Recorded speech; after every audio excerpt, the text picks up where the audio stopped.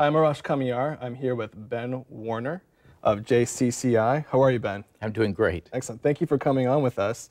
You are the CEO and president of The Jacksonville Community Council, Inc. Excellent. And what do you do there? Well, what we do is we bring people together to learn about the community, to engage in problem solving, and then act to make positive change. Because at our core, what we believe is that together we can build a better community. And that's what we've been doing for the last 40 years. So I saw your TED Talk, was it last week?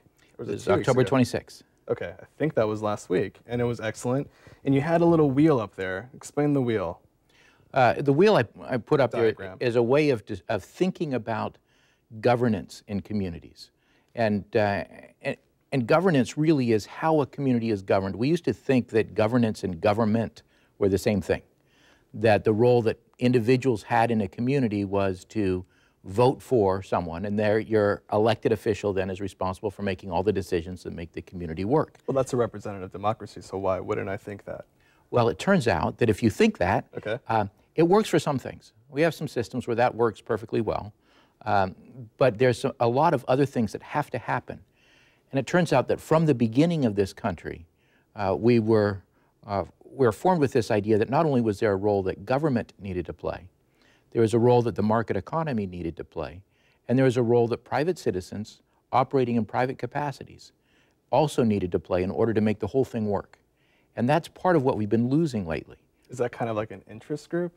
Well, what Alexis de Tocqueville, when he came over and looked at the United States back in 1831, okay. He called it coming together in associations. So if you think in terms of private volunteer work or in terms of organized nonprofits, you see that we just don't function as a society without those things happening. If you think about all the different sectors of this community that require this level of nonprofit or individual volunteerism, of people doing good things for the right reasons, if those things aren't there, then the system breaks down. And somewhere in there, it's also people who are doing advocacy so that the decisions made at the government level take into account not only the interests of those who are organized enough to be able to hire someone to lobby on their behalf, but also those who are acting on an individual basis to make sure their voices are also heard, so that those decisions made by elected leaders represent the full wishes of their constituencies. So how does your organization impact government policy? Well, in a couple of different ways. One of the things that we do, we talked about learning about the community. We do things like an annual report card on how we're doing as a community. We've got the longest running community indicators project in the world.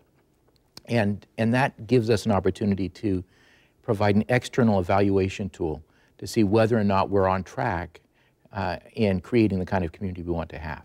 And how is that defined? How is that defined? And why do you get to define it? Well, actually what we do is the research. Okay. It actually gets defined by a group of people in the community. We invite the community to come in and help create that report. Our latest update involves 16,000 people thinking about what was important in the community. And then every year we have a group of individuals who represent a broad range of community interests go over the report prior to publication. So our quality of life progress report then has input from stakeholder and citizen alike, thinking about what this is saying about the trends in our community. On a very real sense, what's happening from education and the economy to arts and culture and the natural environment, how's transportation or public safety, thinking about all of those things in relationship to where we ought to be. And so the first thing that we do is provide that ability for data-driven decision-making so that we are forging our public policy, our decisions about our budget, our decisions about legislation on an understanding of where we are as a community and what our trends are. Okay. And you guys take on a lot of issues. You had something about it's the gambit, it's the library, it's racial issues in our city. How are problems identified? Well, and then how are they Then what do we do with them? Yeah. Right. Well, that's the second way that we influence public policy locally. Okay. Is that we are constantly looking at those areas in which our current systems aren't working. And we spend a lot of time talking with But our library system is great. No, I'm just kidding. I'm sorry. Bad joke. Bad joke. Well, what we do with those, we ask people all the time, what is it that we need to look at? And we have people coming to us. For example, we had people in the health system coming to us to look at infant mortality. The rate at which infants die before their first birthday is sort of a sentinel indicator. It gives you a warning sign about whole systems breaking down in our community. Okay. And our health system had done some internal work where they looked at how they could improve health outreach, they could healthcare access, they could improve the quality of the equipment and services in a newborn ICU, things like that. And they were able to say, this is what we can do, this is the best we can do. And really the problems about our infant mortality rate aren't a health issue anymore. They're really a community-based issue. And to do that, we needed to get collaboration among people who were not in the healthcare field. We needed to get healthcare systems and the social systems and the economic development, neighborhood and safety, and all of these other things working together to be able to address those problems. So are you able to do this in a, it seems like your group is purposely non-political, or? We are vehemently nonpartisan, and we spend a lot of time guarding that because our role is to be the trusted convener. And how do you do that with, like, you know, donations and fundraisers and sponsors? How are you able to keep your organization nonpartisan? Well, it's work, but it requires this intentional understanding, staff, board, volunteers, of what our role is, and understanding that if we are to be intentionally nonpartisan, it means that every time we have a conversation, we need to make sure all of the opinions of the community are involved. Okay. Which is why when we did look at issues of race, we had 3 white supremacist organizations sitting there along with the NAACP and Urban League and the Human Rights Commission and a whole lot of other people, right. Absolutely. Because that was part of understanding who we were as a community and making sure that everyone felt like they had not only the ability but the authority to speak out and to share their own insights on the issue. So have you found it incredibly easy, incredibly difficult, or whatever, bringing these different dynamic groups together around a table to just have a conversation? Well, one of the things that's fascinating, we set out when we have one of these conversations to make sure that we have included both the usual suspects and the unusual suspects. And when you bring folks together in a room and they realize there's a structured process that provides a level of safety for people to be able to speak and a responsiveness so that they know that they've been heard. Can you explain that a little bit? How does that happen? That's the part that takes work. Okay. But we set up some rules. We call it the forum decorum to make it simple and easy to understand. But there's a way of interaction. We structure our meetings so that there is a shared learning process and then a shared sharing process and a questioning process, and that each meeting is designed to reach a consensus of what we've learned that day together so that we're building a shared understanding of what the facts are. And then we delay talking about what our potential solutions would be until after we all have a shared understanding of the facts. Okay. And that, every time we talk about an issue, the first day everyone has a solution to it. But after we go through a shared learning process, about halfway through that process, suddenly people say, there is no solution because it's so much more complicated than we ever thought.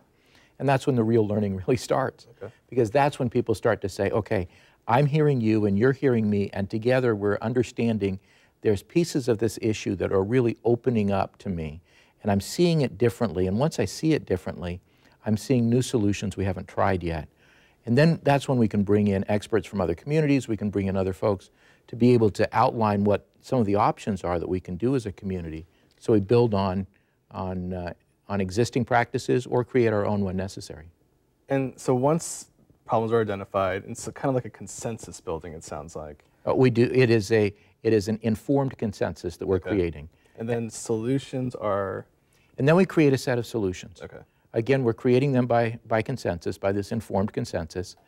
And those solutions will come in, usually in the form of recommendations that identify a particular agency or organization to take the lead, a particular action for them to do. We'll have a set of those recommendations, and then we launch our implementation phase. Which means? Which means that for every issue we tackle, we might spend 6 months talking about what the solutions might be. But then we'll spend the next 2.5 years working out, making those solutions happen. Okay. And one of the interesting things that most people in Jacksonville don't know, because we try to be quiet about it, is that we've had external evaluators come look at us. We do consulting around the world, and we've had people look at us for a number of different awards and research projects and 5 dissertations and things like that. But we had a team look at us, and they studied us for 3 years. And at the end of that 3 years, they could state that our implementation process resulted in 85% of all of our recommendations being fully or partially implemented within 2 years of us making them. Can you give a couple of examples Sure. of what was implemented? Sure. We have created organizations such as the Bridge of Northeast Florida, the Nonprofit Center of Northeast Florida. We have created laws and policies, term limits, unitary primary elections, billboard takedown. We have created, we have dealt expanding programs where we've done everything from pilot programs, getting EBT cards at farmers markets to offset the use of in food deserts of getting fresh fruits and vegetables to people. New programs, communities and schools came out of one of our work. But we've also seen tremendous impacts on new coalitions, partnerships, and strategies being implemented as people work together in new ways. So we've been doing this for 40 years. We've done over 70 different topics. And of those 70 different topics, you can see both what we said we would do, and then we issue a report, we call our final implementation report, wrap up after 2 to 3 years. Then we post that also online on our website so people can look at each recommendation we've ever made. What did we do and what got accomplished? Okay. And so one of the initiatives you guys have, and it's JAX 2025, and it's incredibly popular. Everyone seems to be talking about it. Why do I care about Jacksonville in 2025? Well, Jacksonville 2025 is coming up faster than we would think. I mean, it's 12 years away, and it's sneaking up quickly. But what we decided to do in Jacksonville, we had done some work around our city's financial picture, and started ringing an alarm bell back in 2008 that our city, the current path that our city was on at that point was not sustainable, that we needed to tackle some significant issues, one of which was our pension, and we've been talking about that and going through some of those processes. But another piece was that we had a problem with the way that we were thinking about the city's budget, because we couldn't reach consensus on what the core functions of government were. Nobody really knew, and people from the government, local government we were talking to, had different ideas about what the functions of government were. And if you can't decide what it is you're really supposed to be doing, you can't figure out whether or not you're efficiently doing it. And then the other thing was, we didn't have an agreement of where Jacksonville was going. We didn't know what kind of community we wanted to be when we grew up. And if you don't know what kind of community you want to be, then you can't talk about the effectiveness of those policies. So quickly tell me, based on the meetings you've had, and it's been quite a bit, how many meetings have there been for JAX 2025? With JAX, yeah. The community meetings. What we did is we had a survey, pulled in 14,000 people through a survey. Okay. Then we had 5 community meetings. How diverse were the responses? Do we know like where they were coming from? Absolutely. Okay. Covered 83 different zip codes throughout the entire region. No zip code had more than 5% of the responses. We were representative of the community as a whole in terms of race and ethnicity, in terms of we had broad diversity in income, in education, I mean, you go across the board, and we've got those out, and you can look at them. Right. But it's a pretty significant breadth of look at our community. And what are some of the things you have found that we want to see as a community based on those responses? Well, some of the things we found were not surprising. We want our education system to be better. We would like our economy to be stronger so that more people can have access to an economy that allows them to work at a living wage, things like that. But we also saw some things that did surprise us. We've done this kind of work in a lot of different communities. But when we came home to Jacksonville, we heard some things about Jacksonville we hadn't heard in other places. One of those was that they said Jacksonville needs to be a place where people matter. That one of our strengths is that we are nice to people, that we have this Southern hospitality and charm. And people who come to Jacksonville feel welcomed and warm and embraced as long as they're not different. Because that's the flip side of it, is that we don't handle differences well in Jacksonville right now. We're an increasingly cosmopolitan city. We have people from all over the world, from all kinds of backgrounds. Very few of us were actually born in Jacksonville. This is a very dynamic kind of community. And while we have this Southern charm and hospitality for some folks, if we can expand it and become a much more diverse and inclusive city, if we can be known for our kindness to everyone and be welcoming, not tolerant, but welcoming, then that could transform the kind of place that we are. That's great. The other thing that we heard that shocked us was that people from all over the region said that one of the most important things that we addressed was Jacksonville's downtown. And we hadn't realized how strong an impact the need for a redeveloped downtown had outside of certain core constituencies. We expected to see downtown get a lot of people talking about it who were living in sort of the downtown and surrounding neighborhoods. But what we saw were people, in Baker and Nassau and Clay and St. Johns County saying, no, the core of our region is Jacksonville, and the core of Jacksonville is our downtown. Mm-hmm. That's the face we have to the world, and it needs to be better. Thank you, Ben. That's great. I'm going to wrap it up here. I appreciate your time and energy and everything you're doing at JCCI. I think it's important. If people wanted to see the inquiries you guys are performing, how do they do that? Well, people can engage with us at jcci.org or at jax2025.org. We're also on Facebook and Twitter and all of those kind of things. The most important thing is the work that we're doing is not something else. It's not something other people do. It's something that everybody here ought to be part of.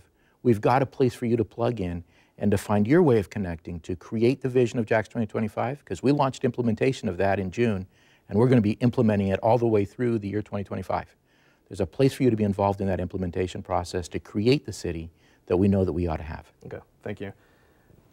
I'm Arash Kamiyar with MetroJacksonville.com. I'm here with Ben Warner of JCCI, CEO and Director of the organization. And you've been there, I think we already said this, but 15 years? 15 years. That's incredible. Thank you so much for your time. Thank you. Yeah, thanks.